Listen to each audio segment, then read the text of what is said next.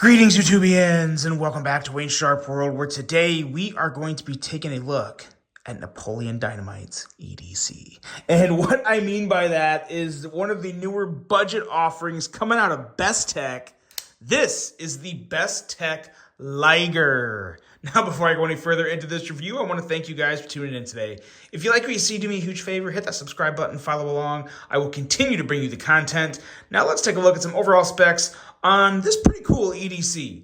We have an overall length of 8.39 inches with a blade length of 3.61 inches and a blade thickness at a slightly thicker than average 138 thousandths.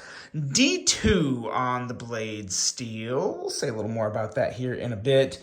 Wharncliffe style blade, nice flat grind, handle length coming in at 4.79 inches. With a handle material of G10. Very nice crossbar lock on this guy. Thoroughly enjoying the crossbar lock on this one. User of a left or right hand tip up carry with quite the pocket clip. We have a weight coming in at 4.5 ounces.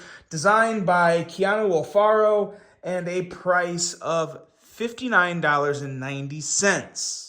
So, while we're digesting all that, let's take a look at some size comparisons, see how it stacks up with some other knives. The blade shape, and there's some things that kind of just give me very, very slight Civivi X1 vibes. That's mostly in the blade shape, and really just the fact that it's kind of a Wharncliffe and kind of like maybe that much of the knife. I don't know. But the X1 came to mind. But in terms of size, in terms of just overall size, we are taking a look at the ProTech Mordax here. The Rockeye. That is not a button lock, well, it actually kind of is a button lock, but it's an automatic. That's the ProTech Rockeye. And the Spyderco PM2. And that's more of kind of what we're looking at from a size standpoint. So, you know I'm going to like this size range. This is what I shoot for. I really do like this 3.5 to 3.75 inch blade length. Nice hand-filling handle. A lot of good things about this, and it stacks up well with a couple of my all-time favorite EDC knives. Probably my favorite automatic knife right here, EDC knife. Great one right there. Okay, now the Liger. Boy, oh boy. So first of all, the name is cool, and I don't know what it is about it quite that really ties it. At least I feel like it ties it really in well with the Liger from Napoleon Dynamite. That is where this came from. It came from the Liger and Napoleon Dynamite. That's where the design inspiration came from. You know, sometimes you can kind of like see the resemblance of something that's designed after, and it's just really clear and good, and there you go. Then sometimes it doesn't quite fully tie everything together, but you still get it. And that's kind of where I'm at with this one. I just get it. I think it's a cool design. It's a very fun name. And that the name and the story and everything kind of plays into just the enjoyment of the knife. And it's a good knife. You know, I think D2, well, I don't know about D2. For $60 nowadays, you know, D2 is not bad. It's not terrible. I don't know if that's like 14C28N. That's what people want, right? Especially for $60. We want 14C, we want Nitro V, we want even 154CM still.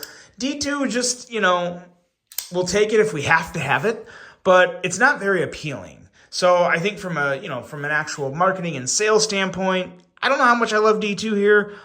It's totally adequate. It's going to work just fine for EDC. No real issue there.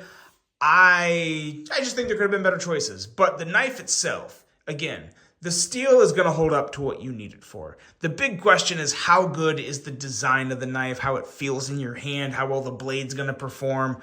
And in terms of just the blade shape, the blade angle, this is an aggressive Wharncliffe blade here. It is it caught me and it almost bit me. The Liger, put that back on a leash. Nice edge here, coming down to about 17 thousandths behind the edge. Nice amount of sharpen length. You do have the thumb stud back there, but even with the thumb stud, even going beyond the thumb stud, you're still looking at probably a good solid 3 inches of sharpened blade length. And like I said, sometimes, you know, you're not always going to use this part of the edge up here. So you're kind of picking at straws, but at the same time, you know, the thumb studs are pretty far out there. Not going to make or break anything for me. For what I would use a knife for, and especially how I would hold this knife, I would also argue that it wouldn't matter because I'm going to put my thumb here right over the thumb stud.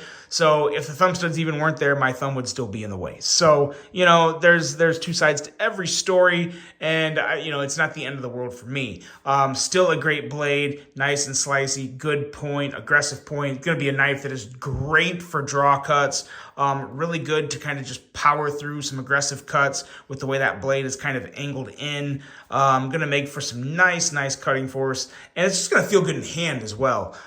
This area up here does act like a choil while there's no protection, so you want to be careful. I would use this as a finger choil. The jimping's up here. It all makes sense. Feels really good in hand. Really enjoy the ergos. Don't have any issues with the ergos whatsoever. Some nice little, like, I don't know if I'd call it texturing because it doesn't really add grip. It's more of just a feel.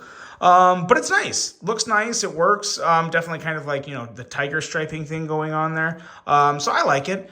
The pocket clip works. I'm not going to beat it up too much. And it feels good in hand. It actually really does feel good from an ergonomic standpoint. So functionality and ergonomics, it's good. So, you know, I can't knock it too much. It looks a little weird, but this is also the liger. It's, you know, it's a freaking lion and tiger mix. So it should look a little weird. It shouldn't look normal. So that's okay. That is okay. I don't mind that. The fact that it's reversible is very nice. Lefties are going to love the option, especially as a crossbar lock knife. This is fully ambidextrous, which is always good. From an action standpoint, it's pretty stinking smooth. At first, I thought the thumb studs were a little too far out away from the pivot. And every once in a while, you will get something like that. I did that on purpose. It's pretty easy to kick that blade out. You can middle finger flick it. And all this can be done pretty easily. Of course, you can whip it out with the crossbar lock as well. But I do like the thumb studs on this. I don't think they're perfect, but they work well enough to satisfy me, I guess is the best way to put it. I would give the action on this a solid B+. It's very good. If I ever give something a B+ or higher, it's good. It's very adequate. And I don't know why I'm getting into letter grading here. I've been wanting to do something new to try and, you know, spice things up a little with how I review things. If you guys have an idea, let me know. Letter grades probably aren't the best, but I'm thinking on like a scale of 1 to 10. That might work. That might be a good thing to do. But the Liger, at the end of the day, is a pretty darn cool knife. I do like it. I don't love it, but I like it. It feels good in my hand. This is a knife that I would carry, especially it's just a good everyday beater EDC.